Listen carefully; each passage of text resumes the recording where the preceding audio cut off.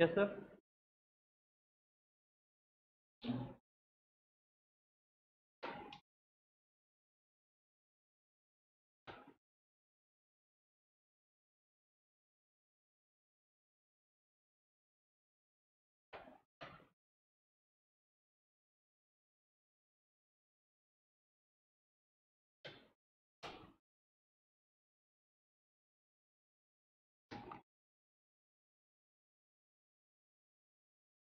Hello hello hello hello, सही है sir.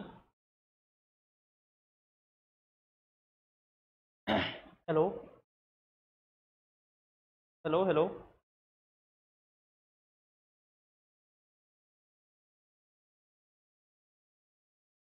Hello hello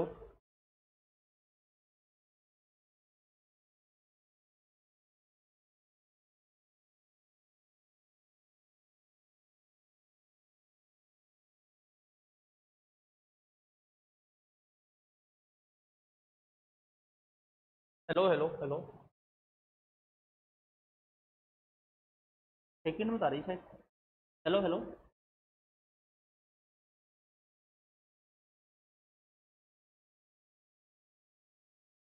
hello hello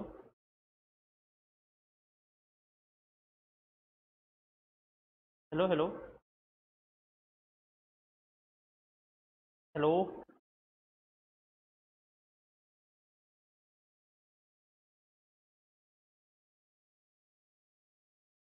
hello hello hello hello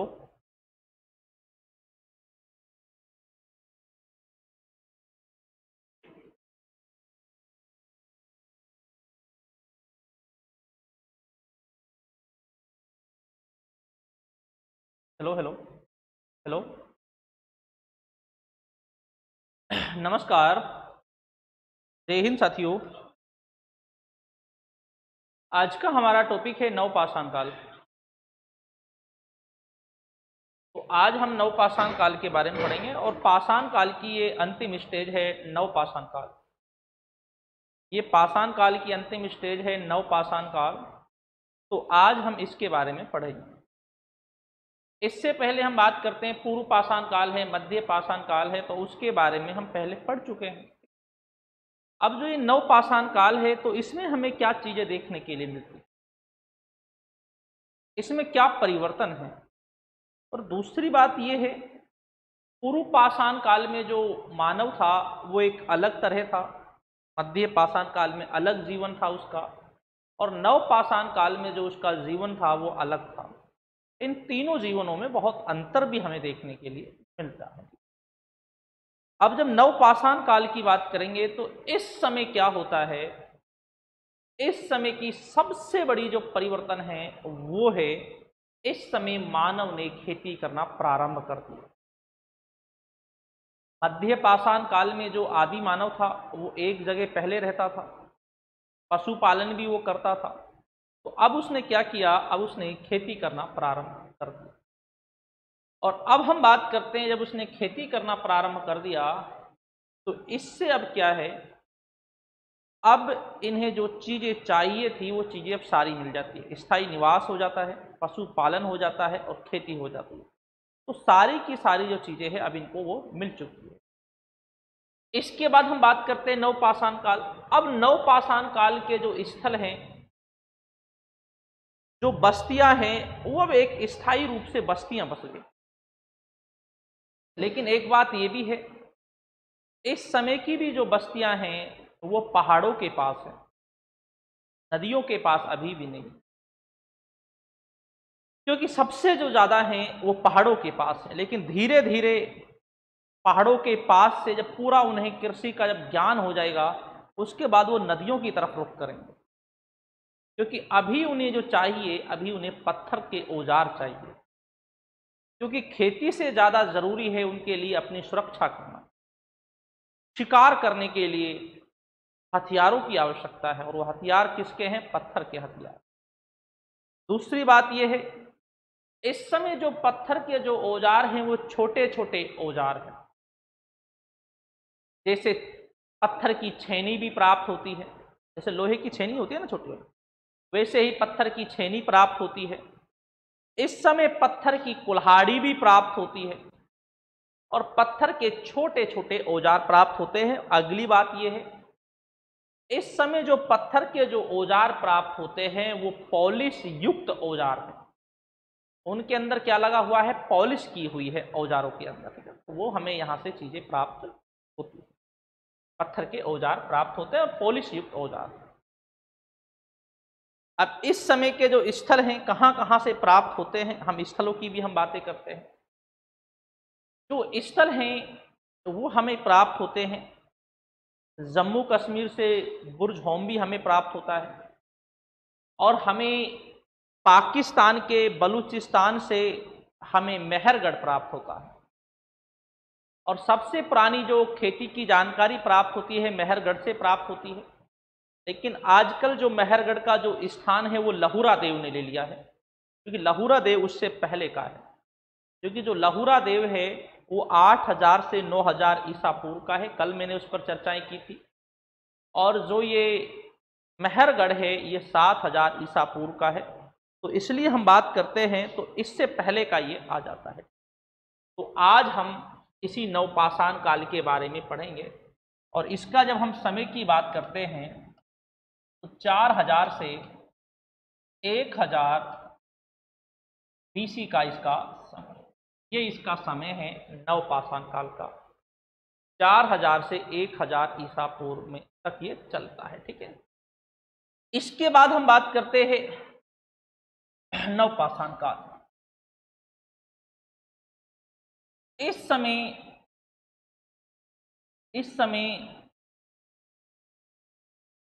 सबसे बड़ी क्रांति देखने को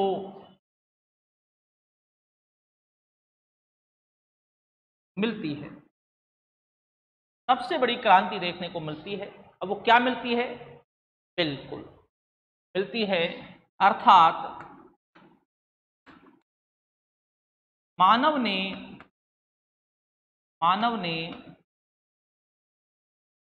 कृषि करना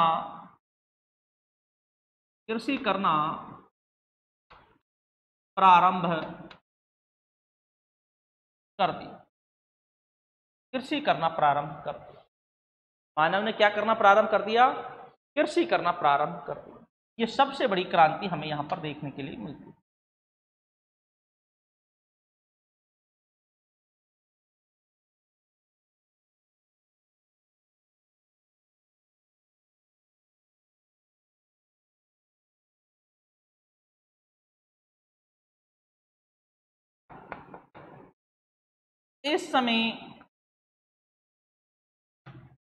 इस समय मानव पहाड़ों के पास रहता था। इस समय का जो मानव है वो भी कहां पर रहता था? पहाड़ों के पास रहता। क्योंकि हम बात करते हैं पहाड़ों के पास इसलिए रहते हैं क्योंकि पहाड़ों के पास आसानी के साथ हम बात करते हैं पत्थर के औजार बनाने के लिए पत्थर प्राप्त हो जाता है, इसलिए पहाड़ों के पास रहते हैं। अगला है,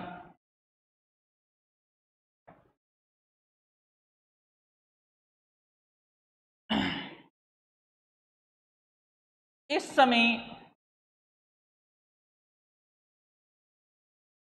पत्थर के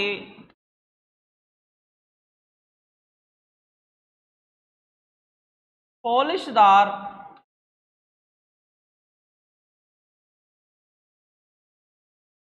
औजार काम में लिए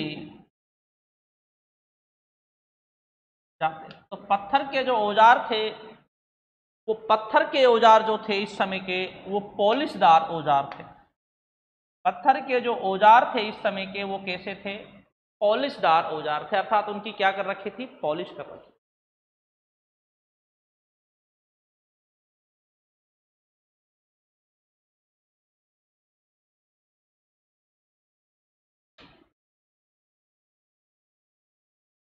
पत्थर के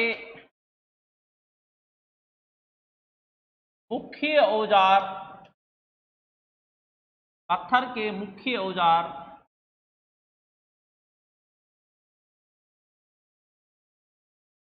कुल्हाड़ी,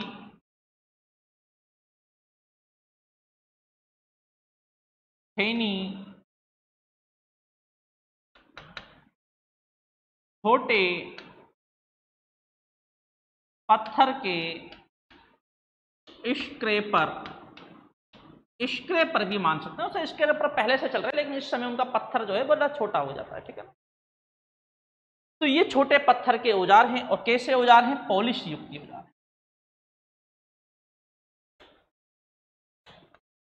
पॉलिश युक्त,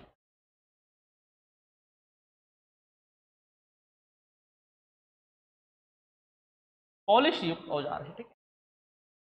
इसके बाद अब हम बात करते हैं भाई कौन कौन से स्थल प्राप्त होते हैं। उनमें हमारा एक स्थल है मेहरगढ़ है, मेहरगढ़ स्थल। और जो ये मेहरगढ़ जो स्थल है, जो ये मेहरगढ़ जो स्थल है, ये पाकिस्तान में, पाकिस्तान में बलूचिस्तान में स्थित है। पाकिस्तान में, ये बलूचिस्तान में स्थित है। ये मेहरगढ़ कौन से काल का स्थल है? कौन से काल का स्थल है? हमारा टॉपिक कौन सा चल रहा है? तो कौन से टाइप का काल का है? देखो जो हमारा टॉपिक चल रहा है, देखो मैं हमेशा, हमारा सबसे बड़ी खासियत आपको एक ये मिलेगा, जो भी हमारा टॉपिक चलता है तो उस टॉपिक के अंदर ही जो चीजें होती है तो उन्हीं पर अपन चर्चाएं करते हैं। तो ये महत्वपूर्ण चीज है। इसके बाद हम बात करते हैं, अगला है जो ये मेहरगढ़ है। ये मेहरगढ़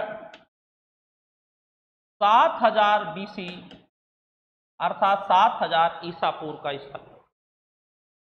अगली बात यह है, नवपाषाण, नवपाषाण काल में कृषि की जानकारी, कृषि की जानकारी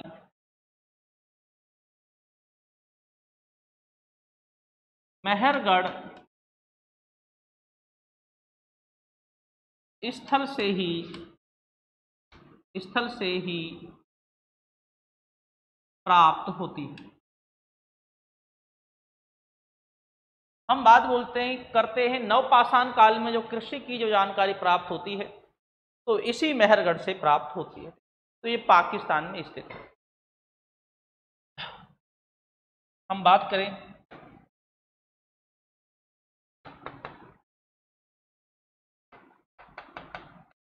मेहरगढ़ को, मेहरगढ़ को रोटी का कटोरा भी कहा जाता है, रोटी का कटोरा भी कहा जाता है इसे। तो जो ये मेहरगढ़ है, खेती की जानकारी हमें इसी से प्राप्त होती है। बड़ा महत्वपूर्ण स्थल है ये मेहरगढ़, नवपाषाण काल का भी। काफी बार क्या होता है, काफी बार हमारी परीक्षाओं में सीधा ही ये पूछा जाता है कि भाई जो मेहरगढ़ है वो कौन से काल से संबंधित है। और काफी बार तो हमारे पास सीधा यही पूछा जाता है, नवपाषाण काल का कौन सा स्थल है, नवपाषाण काल का कौन सा स्थल है जो खेती, जो हम बात करते हैं जहां से हमें क्या प्राप्त होता है, जहां से हमें कृषि के बारे में जानकारी प्राप्त होती है। इसके बाद हम बात करते हैं, और लहुरा देव कौन से टाइम का था जो मैंने बताया था आप लोगों के लिए? इसके बाद है मेहरगढ़ मेहरगढ़ स्थल से ही भैंस के बारे में जानकारी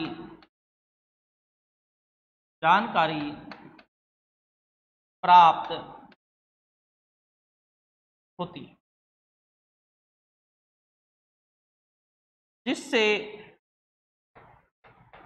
जिससे पता चलता है भैंस को पालतू बनाया गया। तो हम जब भैंस की बात करते हैं तो भैंस को पालतू बनाया गया, ये जानकारी भी हमें कहाँ से प्राप्त होती है? इसी मेहरगढ़ स्थल से प्राप्त होती है कि भाई भैंस को क्या बनाया गया था? पालतू बनाया गया था। ठीक है, तो इसी स्थल से हमें ये जानकारी प्राप्त होती है। तो ये मेहरगढ़ जो स्थल है पाकिस्तान में स्थित है और ये भारतीय उपमहाद्वीप में है। भारतीय उपमहाद्वीप, क्योंकि भाई पाकिस्तान में तो काफी पाकिस्तान भी तो भारत का ही उपमहाद्वीप रहा है ना। पाकिस्तान जो है 1947 में ही तो अलग होता है, बांग्लादेश है, पाकिस्तान है, तो ये भी भारत का ही उपनिवेश रहा, अर्थात उपमहाद्वीप रहा है। ठीक है, इसके बाद है हमारा स्थल है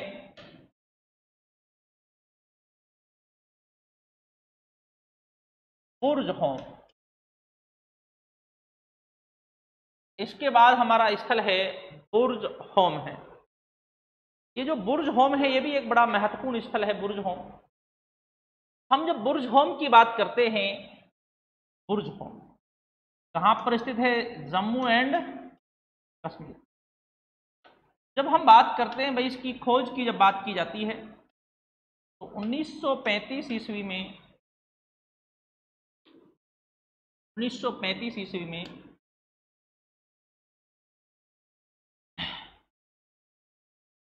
13 टी पीटरसन ने खोज की। तो यहां पर हम बात करते हैं टेरा और पीटरसन ने क्या की? इसकी खोज की। अगला है ये जो बुर्ज होम है ये क्यों प्रसिद्ध है? यहां से बुर्ज के वृक्ष प्राप्त होते हैं,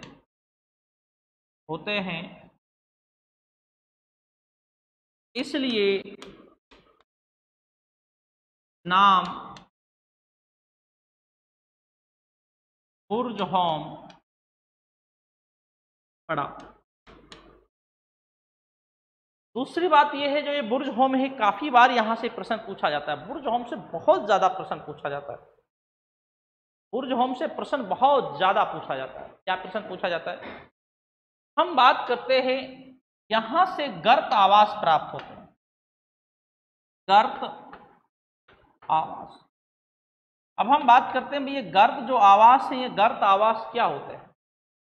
गर्त आवास उसे कहा जाता है जो जमीन के अंदर जो आवास प्राप्त होते हैं, मकान प्राप्त होते हैं मिट्टी के अंदर, तो उसे कहा जाता है गर्त आवास कहा जाता है। ठीक है ना, मिट्टी को खोदकर नीचे मकान बने हुए प्राप्त होते हैं। ठीक है, दूसरी बात यह है जो ये गर्त आवास हैं इनमें जमीन पर भी चूल्हे प्राप्त होते हैं, कुछ चूल्हे जमीन के अंदर जो गर्त आवास है उस पर भी प्राप्त होते हैं। इससे पता चलता है ये जो लोग थे ये गर्मियों में जो रहते थे ये बाहर रहते थे, खाना ये बाहर बनाते थे, लेकिन सर्दियों के टाइम में जो ये रहते थे तो ये ज़मीन के अंदर जो गर्त आवास वाला जो है वहाँ पर रहा करते थे। तो ये हमें जानकारी प्राप्त होती है। तो गर्त आवास अर्थात ज़मीन के अंदर जो मकान जो होते हैं उसे बोलते हैं गर्त आवास बोलते हैं।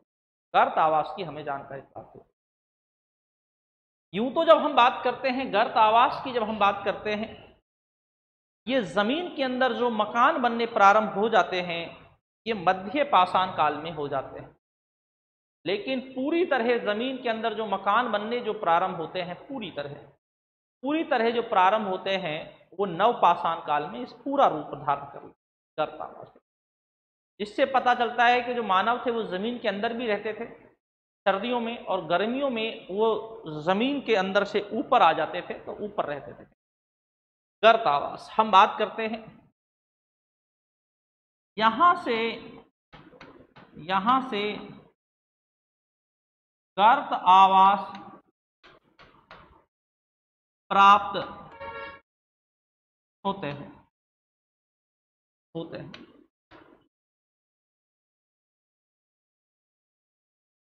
चूल्हे जमीन के ऊपर और गर्त आवास के अंदर बने हुए थे। चूल्हे जो थे वो जमीन के अंदर भी बने हुए थे और ऊपर भी बने हुए थे। लेकिन पता चलता है भाई ये सर्दियों का टाइम होता था तो नीचे रह लेते थे, खाना भी नीचे बना लेते थे, और सर्दियों का टाइम में ये जानकारी प्राप्त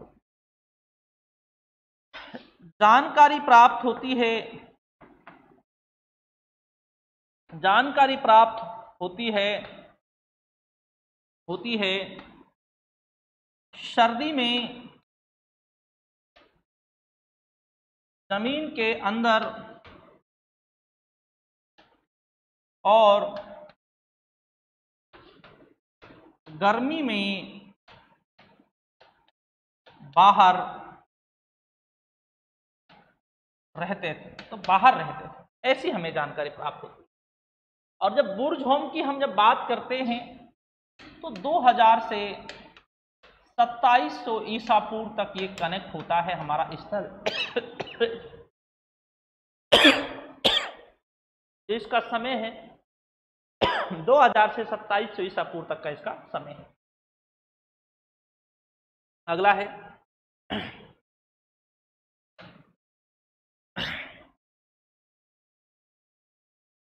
बुर्ज होम से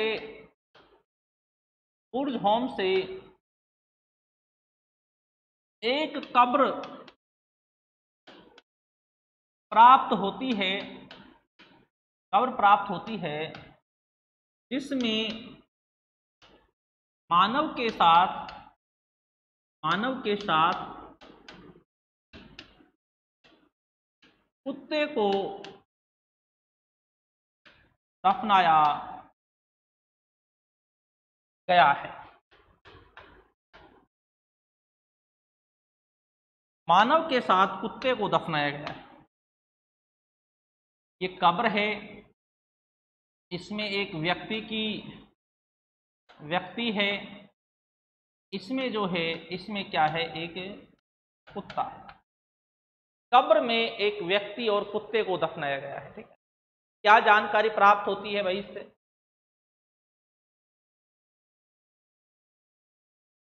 क्यों दफनाया गया है? वाह यार, बहुत अच्छा, बिल्कुल सही बात है। जो प्रिय जो चीज होती थी उसे उसके साथ दफना दिया जाता था। ठीक है ना।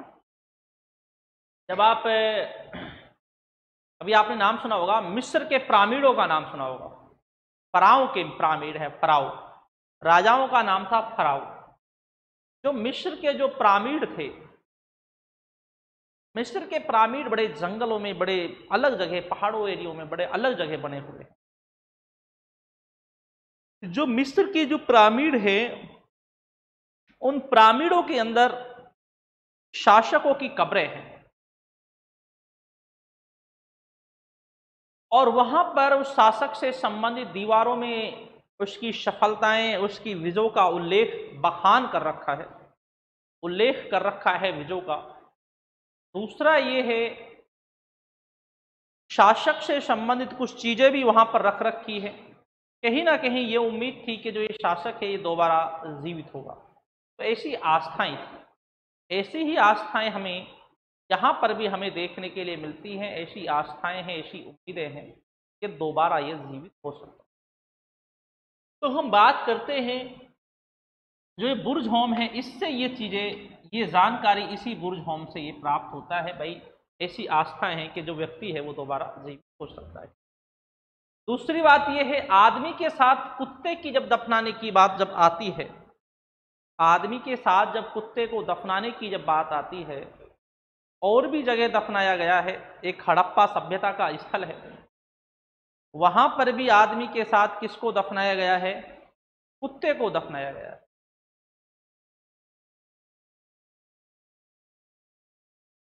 जिंदा तो नहीं दफनाया।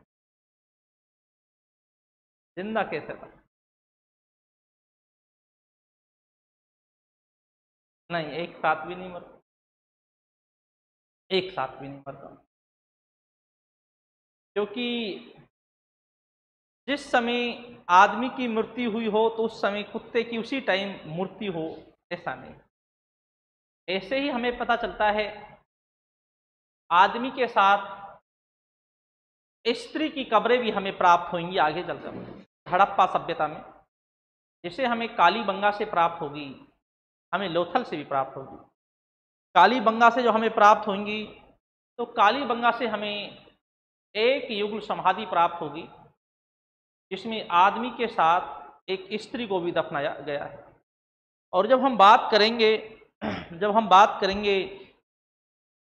लोथल की बात करेंगे, तो लोथल से हमें 3 युगल समाधि प्राप्त होंगी जिसमें आदमी के साथ किसको दफनाया गया है?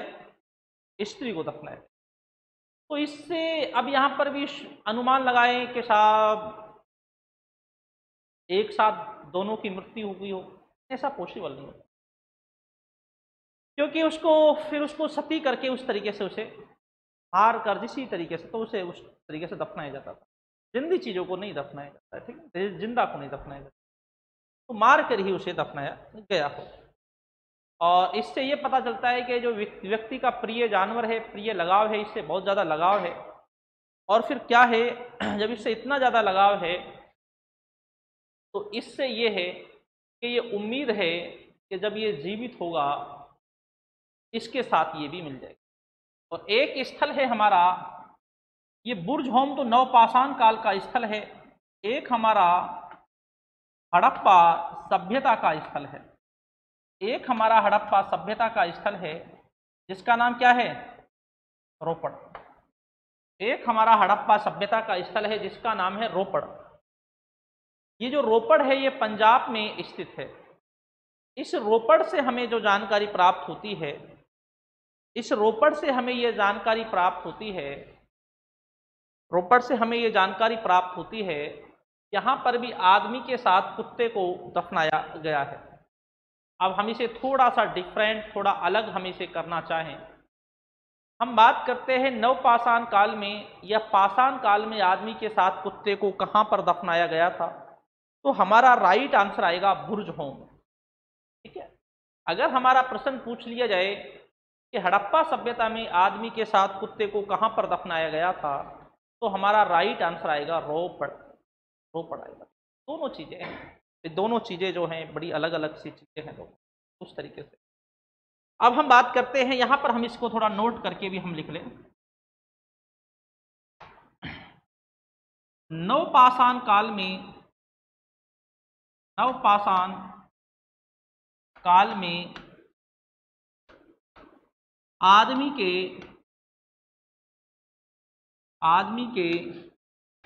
साथ कुत्ते को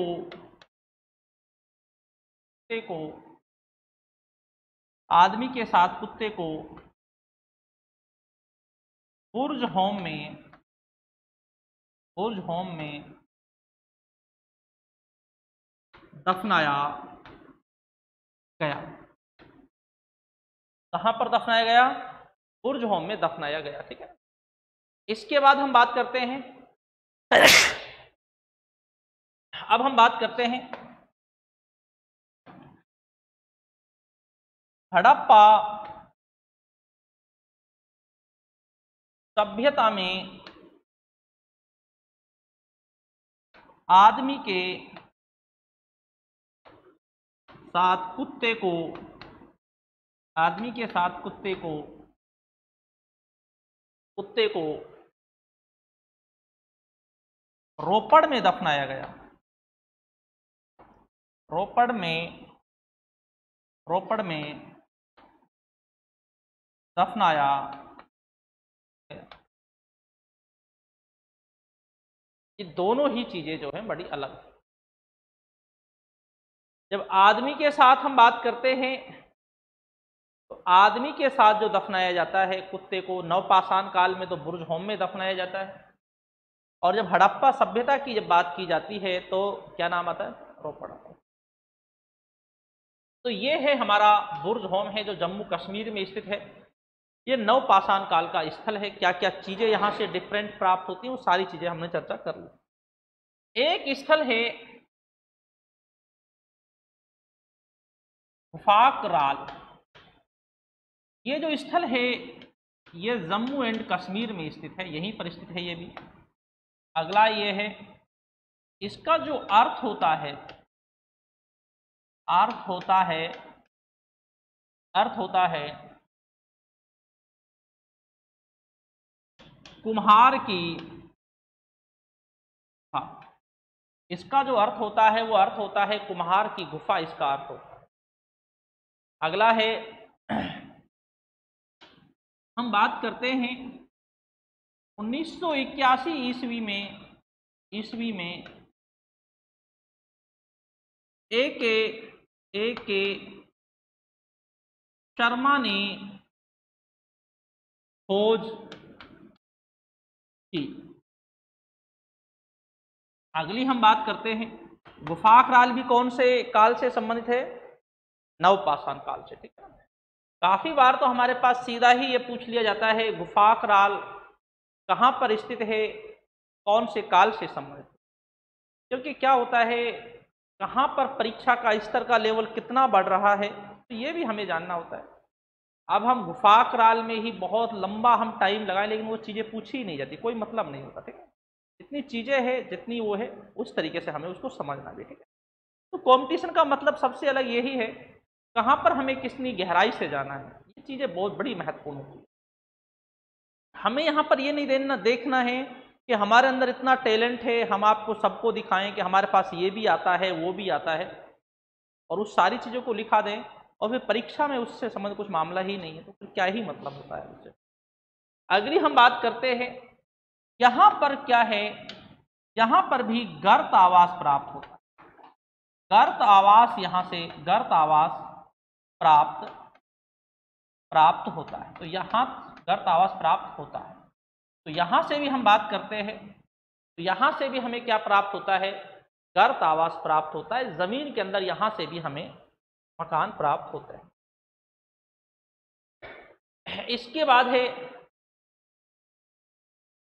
इसके बाद हमारा एक अगला स्थल है, हमारा चिरान है।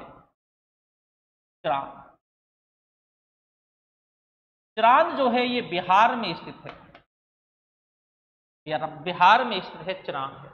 ये चिरान जो स्थल है बड़ा महत्वपूर्ण है। क्यों महत्वपूर्ण है, क्योंकि यहाँ से हमें हड्डी के औजार प्राप्त होते हैं। यहाँ से हमें हड्डी के औजार प्राप्त होते हैं तो बड़ा महत्वपूर्ण है, क्योंकि यहाँ से चिरान से हमें जो प्राप्त होते हैं तो हड्डी के औजार प्राप्त होते हैं, तो इसलिए बड़ा महत्वपूर्ण है।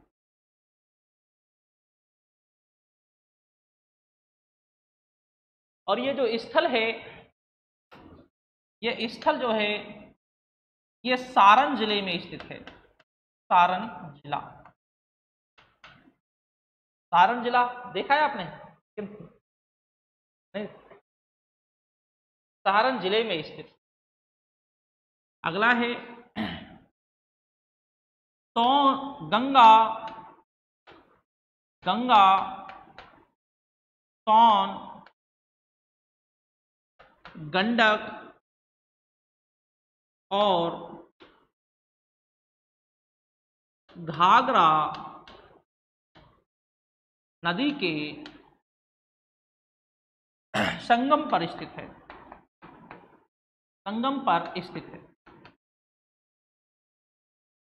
ये घाघरा नदी भी बिहार की तरफ से जाती है घाघरा नदी, बंगाल बिहार की तरफ।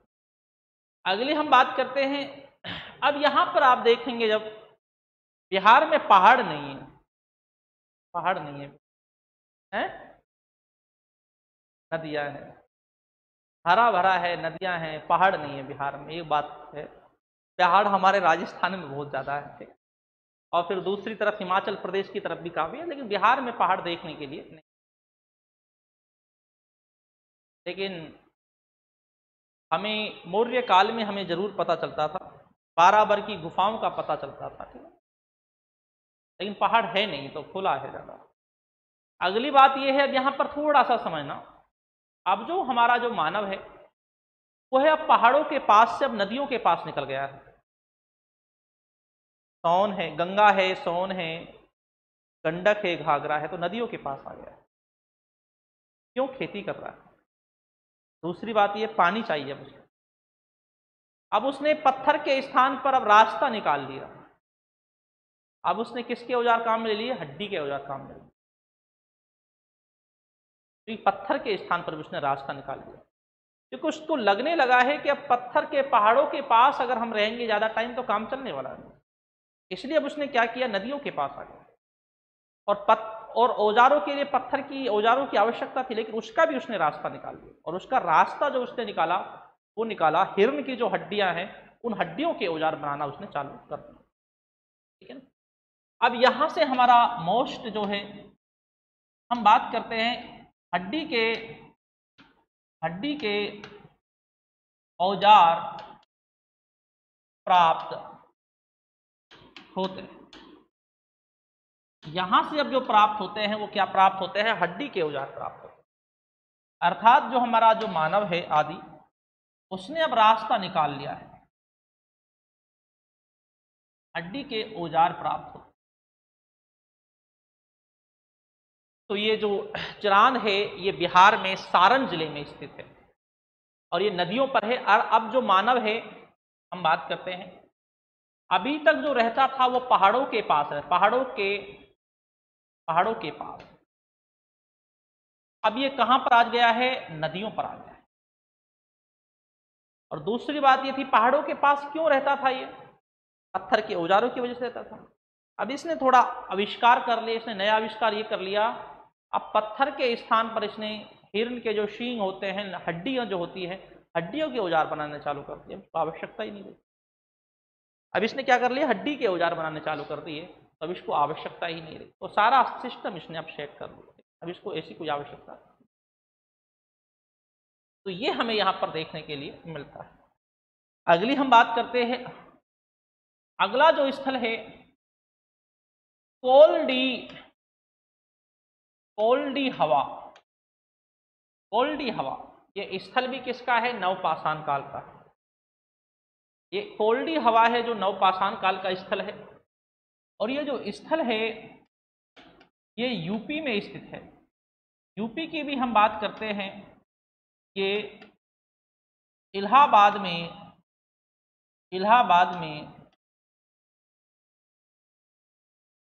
स्थित। कहां पर स्थित है ये? इलाहाबाद में स्थित है। अब अगली बात ये, भाई कोल्डी हवा जो है नवपाषाण काल का स्थल है, ये किस लिए प्रसिद्ध है? यस राइट, क्या प्राप्त होता है? चावल के साक्ष्य प्राप्त होते हैं। अगली हम बात करते हैं, जब बात चावल की आई है तो चावल के बारे में हम थोड़ा और भी हम जान लें। चावल के साक्ष्य हमें लोथल से भी प्राप्त हो, लेकिन जो लोथल है वो हड़प्पा सभ्यता का स्थल है, तो लोथल से भी हमें चावल के साक्ष्य प्राप्त होते हैं। अब यहां पर हम बात करते हैं, क्योंकि कड़ियां हमें जोड़नी पड़ती है।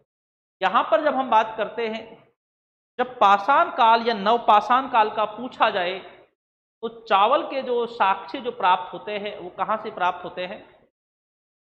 लेकिन अगर हम बात करते हैं, अगर यहां पर हमें पूछा जाए किस समय का, हड़प्पा सभ्यता के समय का पूछा जाए, तो हमारा जो राइट जो आंसर निकल कर आएगा वो लोथल आएगा, ठीक है ना? हम बात करते हैं यहां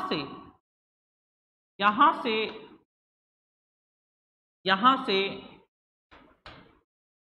चावल के चावल के साक्ष्य प्राप्त होते हैं, साक्ष्य प्राप्त होते हैं। यहां से चावल के क्या प्राप्त होते हैं? साक्ष्य प्राप्त होते हैं। नोट। इसके बाद हम बात करते हैं चावल। अब ये चावल जो है ये बड़ा महत्वपूर्ण है। चावल की जब बात करते हैं, नवपाषाण काल में, नवपाषाण काल में कोल्डी हवा से, कोल्डी हवा से हड़प्पा सभ्यता के समय लोथल से प्राप्त होते हैं। लोथल से प्राप्त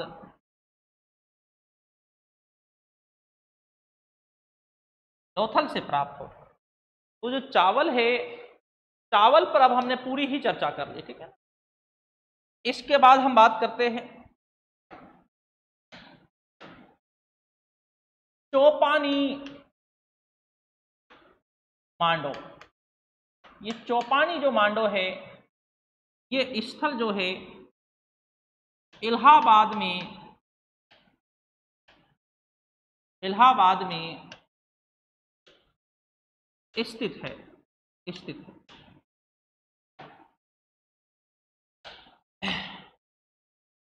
ये है मध्य पाषाण और नवपाषाण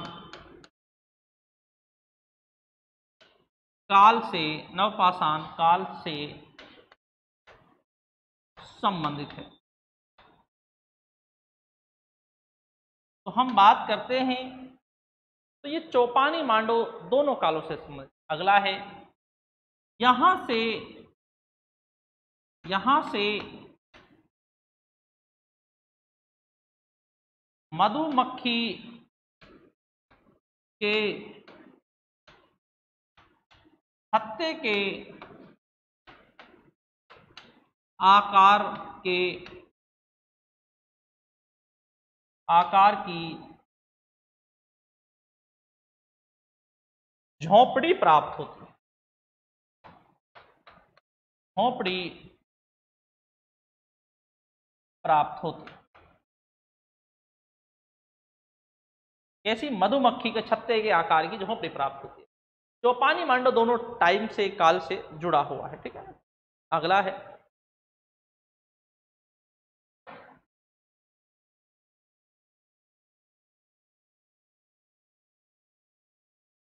कर्नाटक से पिकली हल स्थल प्राप्त होता है। यहां से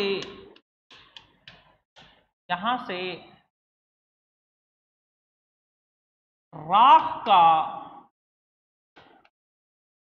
ढेर प्राप्त होता है। किसका ढेर प्राप्त होता है? राख का ढेर प्राप्त होता है। राख का ढेर प्राप्त होता है। कहां से? पिकली हल से। और जो ये राख का जो ढेर है, जो पिकली हल से प्राप्त होता है, इससे आप क्या समझ रहे हैं, क्या जान रहे हैं?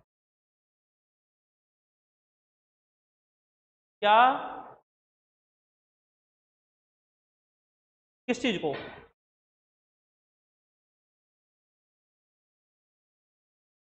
यहां से हमें जानकारी ये प्राप्त होती है, जो पशुओं का जो गोबर होता था, उसे एकत्रित करके फिर उसमें यहां पर आग लगा दी जाएगी। पशुओं का जो गोबर होता था, उसे एकत्रित करके फिर यहां पर आग लगा दी जाती।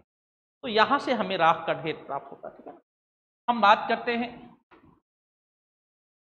पशुओं के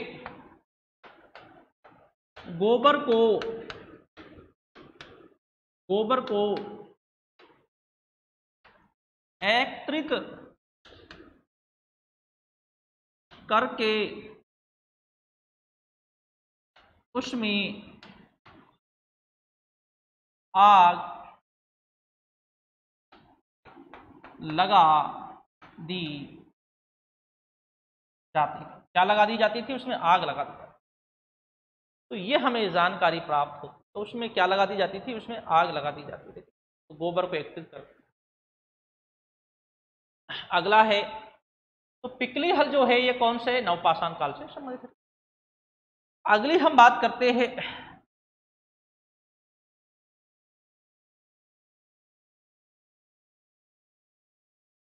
कुम्हार का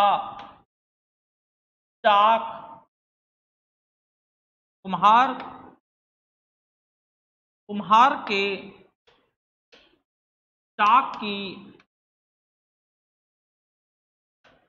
जानकारी नवपाषाण काल से प्राप्त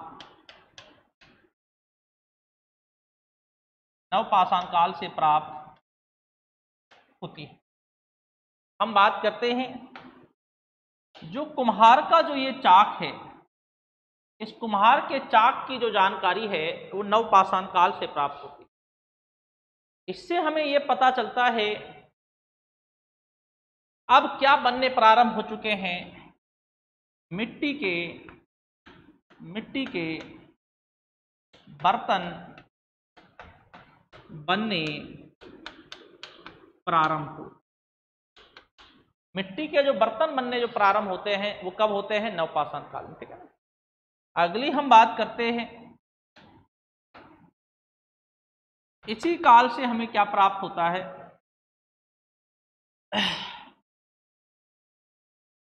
पहिए का आविष्कार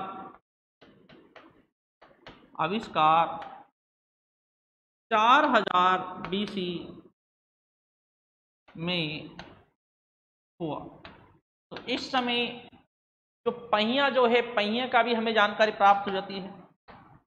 नाव बनने प्रारंभ हुए। इसी समय जो नाव बननी जो प्रारंभ होती है, नाव बननी प्रारंभ भी इसी समय होती है, नवपाषाण काल में प्रारंभ होती है। तो ये हमारा एक नवपाषाण काल है। इसके बाद हम बात करते हैं भीमबेटका।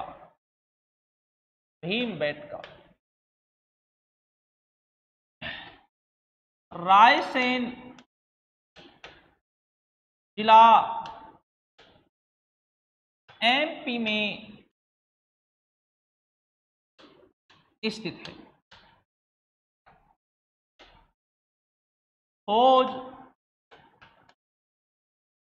1957-58 ईस्वी में VS वाकन करने की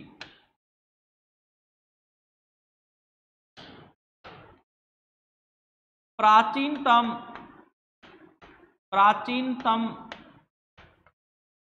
चित्रकला भीमबेटका से प्राप्त होती है। प्राचीनतम जो चित्रकला है कहां से प्राप्त होती है? भीमबेटका से प्राप्त होती है। अगला है उन जीव जंतुओं का चित्र प्राप्त होता है जिन्हें मानव खाते थे, या जिनका मानव मांस को खाते थे, तो ऐसी चीजों का चित्र प्राप्त होता है। दूसरी बात यह है, जब हम बात करते हैं चित्रकला की, जब बात करते हैं तो हमें एक बात ये पता चलती है, जो मानव है वो आदिकाल से ही चित्रकला में बड़ा इंटरेस्ट लेता है, और चित्रकला आदि मानव जो है वो आदिकाल से ही करता आया है चित्रकला। इन गुफाओं में भी ऐसा ही है, जो व्यक्ति के माइंड में जो चलता था, व्यक्ति उसे एक पत्थर लेकर उसे गुफा की दीवार पर उकेर देता था। और दूसरी बात यह है कि चित्र मुख्यतः उस चीज का बनाया जाता है जो चीजें प्रचलन में चल रही हो। और यहां पर सबसे ज्यादा जो चित्र बनते हैं वो उस चीज के बनाए जाते हैं जिन्हें मानव खाता था, जिन जीव जंतुओं का मांस खाता था, उनका चित्र बनाए गए। और ये भीमबेटका की जो गुफाएं हैं, इनकी जब हम समय बात करते हैं, ये उच्च पूर्व पाषाण काल से भी जुड़ी हुई है, उच्च पूर्व पाषाण काल, और ये मध्य पाषाण काल से भी जुड़ी हुई है, मध्य पाषाण काल से जुड़ी हुई है, और ये नव पाषाण काल से भी जुड़ी हुई, नव पाषाण काल। तो इन तीनों काल से जुड़ी हुई है, तीनों कालों से ये जुड़े हुए। तो ऐसे प्रश्न भी पूछ लिया जाता है कि भाई भीमबेटका की जो गुफाएं है वो कौन से काल से जुड़ी हुई है? तो ये तीनों कालों से जुड़ी हुई, तीनों कालों से ये जुड़ी हुई है। तो ये हमारा है एक नवपाषाण काल का, नवपाषाण काल है हमारा। मेन जो मुख्य विशेषता जो है, कृषि करना प्रारंभ कर दिया था, ठीक है, छोटे छोटे पत्थर के औजार। लेकिन अभी भी जो ये नवपाषाण काल है पूरी तरह ये पत्थर के औजारों पर ये सीमित है, क्योंकि इस समय अभी भी पूरी तरीके से क्या लगाए जाते हैं, क्या बनाए जाते हैं, पत्थर के औजार बनाए जाते हैं, और उन्हीं पर ये टिका हुआ है। तो हमारा मानव की उत्पत्ति पूर्व पाषाण काल, जिसको हमने 3 भागों में डिवाइड किया था, मध्य पाषाण काल, और आज का जो हमारा स्थल था, आज का जो हमारा टॉपिक था वो था नव पाषाण काल, ठीक है। तो इसमें यही पूछा जाता है भाई कहाँ से कौन से स्थल प्राप्त होते हैं, क्या चीजें प्राप्त होती है। तो सबसे ज्यादा हमारे परीक्षाओं में ये चीजें प्रश्न पूछे जाते हैं। तो ये हमारा नवपाषाण काल है, और इस नवपाषाण काल को क्रांति कहा जाता है।